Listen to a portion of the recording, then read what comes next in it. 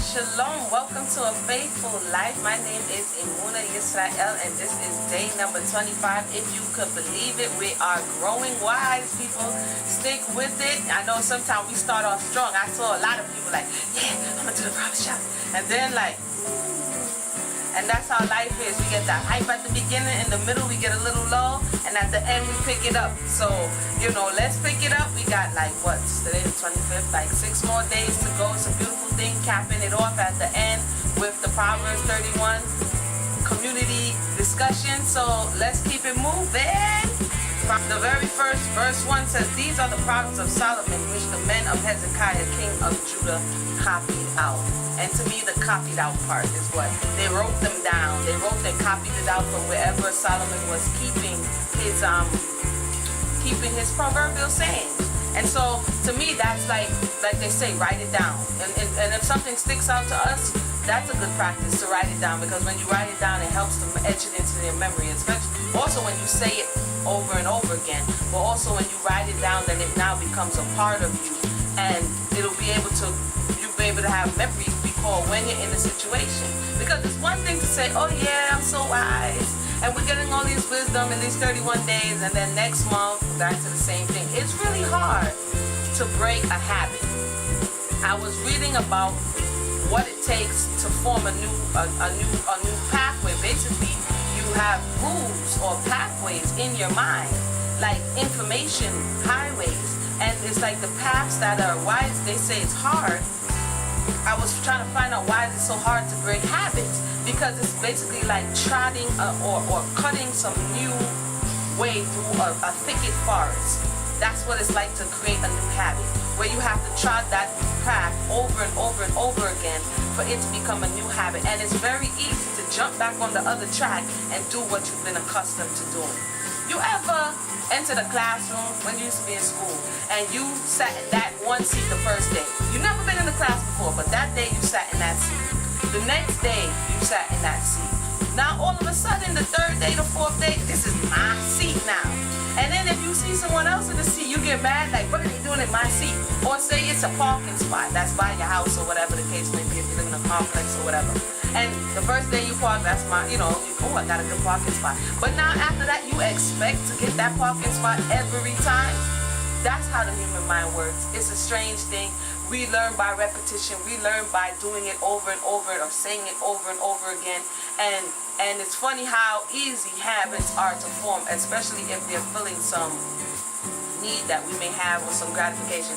I'm sorry, I got all of that out the first one because he said copy it down. And definitely, when something sticks with us, we should copy it down, meditate on it. Like the scripture says, meditate on the Lord day and night, so that the wisdom can become,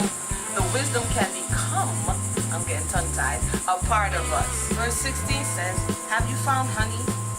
Eat so much as is sufficient for you, lest you be filled therewith and vomited." I could go so many ways with this one, but I could sum it up in a Caribbean proverbial saying, "What's sweet you, I go sow it." I'm saying this slowly. It goes, "What's sweet you, I go sow it." Basically saying, have you found honey? Doesn't necessarily have to be the physical honey, but something that's sweet to you. When something's sweet to you, you're like, you like it. You know what I'm saying? And he says here, "Eat so much as is sufficient for you, lest you be filled therewith and vomit."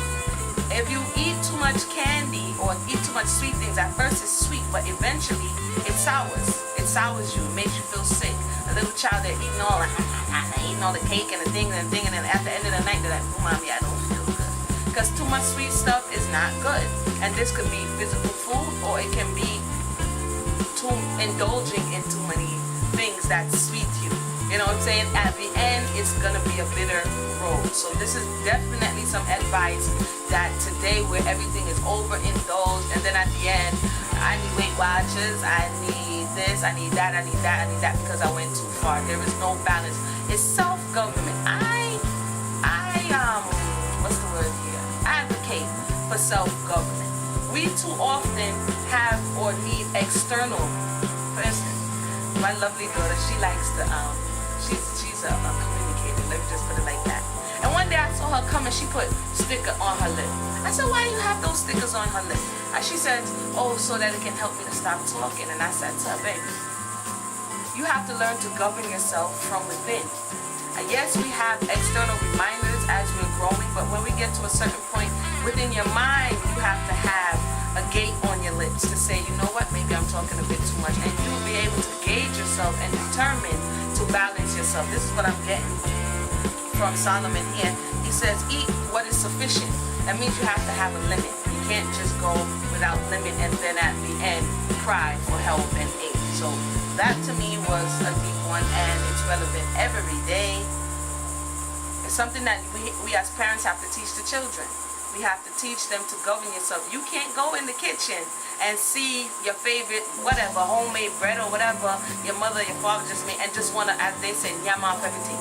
You can't go in that kitchen and yam off everything like said nobody else made that else. I'm going to have to talk Pata right now and do my lip like that, because that's a Jamaican lip right there. Basically, you see something, you go in the kitchen, you drink all the juice, you eat up all the food, and you don't have consideration for somebody else. That's not good, because it may have sweet you in the beginning, but at the end, it's going to sour you when your mama going to be mad, your daddy going to be mad, and your brothers and sisters going to be mad that you didn't consider anybody else. And for all who may know what this is, they used to say, you can't fix the damn fire tomorrow. You know, you drop off and somebody else drop pink. That's just not cool. That's just not cool at all. This one, because it's the last one, it goes right in with the one before. He that have no rule over his own spirit is like a city that is broken down and without walls, or like a house without a door. A car with, you ever see somebody driving down? I've seen it a couple of times. It's kind of ghetto, but they don't have no door, and they put a big piece of plastic bag over the thing, and you just see the plastic bag like blowing in the wind, or they don't got no back window. It says here, he that have no rule over his own spirit is like a city that is broken down and without walls. Anything goes. Anybody comes in, anybody goes out. And I was just putting that together with what we just read. If you find something sweet and it's sweet to you, don't overindulge. And I was talking about self-government. Solomon's talking about self-government here. He that have no rule over his spirit. You have to have self-government. The reason why, to me, from what I've been reading these years, is that we had an opportunity for self-government. The Most High put within us the ability to govern ourselves. He put it in the garden. He told Adam and Kawa, or Adam and Eve. In Hebrew, her name is Kawa, meaning mother of living. And Adam, or Adam, he put them in the garden, and he gave them the ability to govern themselves. He said, I'll give you some rules. You know, everything is good for me. But you see this tree right here, the knowledge of good and evil? Don't touch it.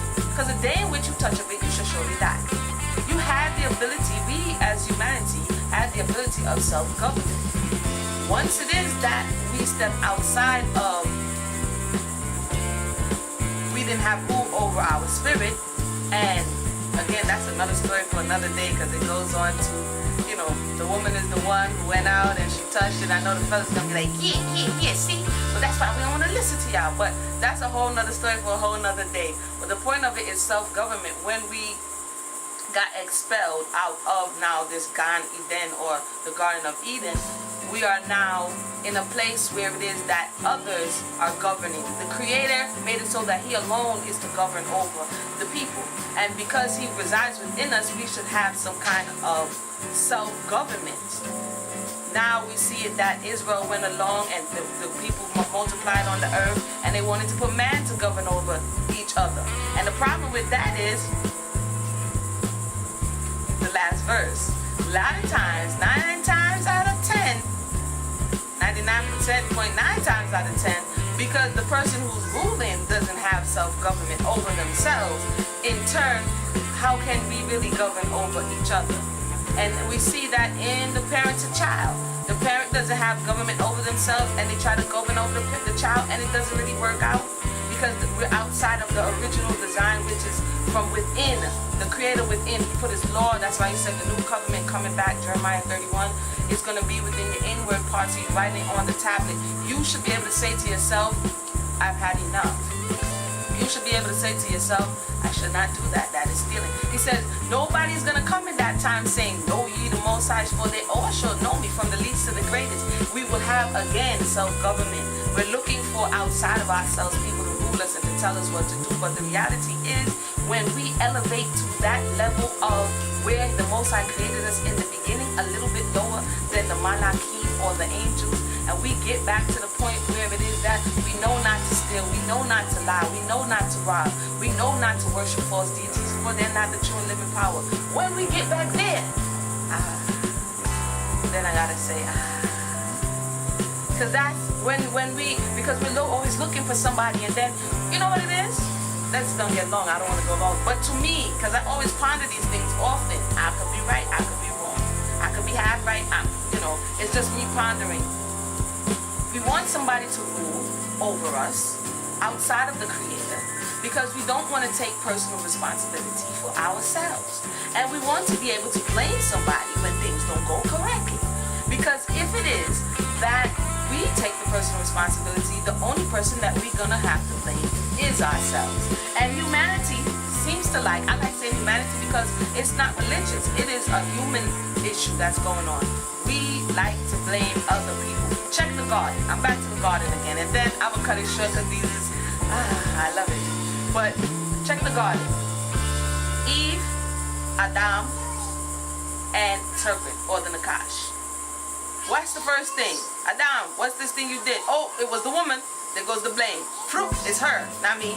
Then she's like, Eve, what is this thing you done? Oh, it's not me, it's the serpent. You understand what I'm saying? And we just passing the buck. We want somebody to blame. So a key to spiritual elevation and coming back to the Most High, connecting to the true and living power, and He put His Spirit within you, and learn to accept responsibilities for the things that we have done wrong, and give glory and honor and praise unto the King of the whole universe, the Creator who created, like they like to say, the supreme intellect who created all of this.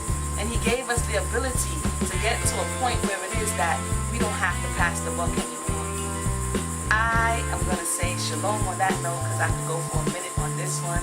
I thank you for tuning in to the Proverbs Challenge again next week, Thursday, 12:30, YouTube, Blog Talk, live. Proverbs 31 woman. Today versus in ancient times. Is there correlation? Is that barefoot and pregnant? Nobody don't want to hear that. Or how does that match up with the independent woman of today? So I think I'll go deep on that. This is gonna be interesting. I hope you tune in. Subscribe. Days 1 through what's today? 24.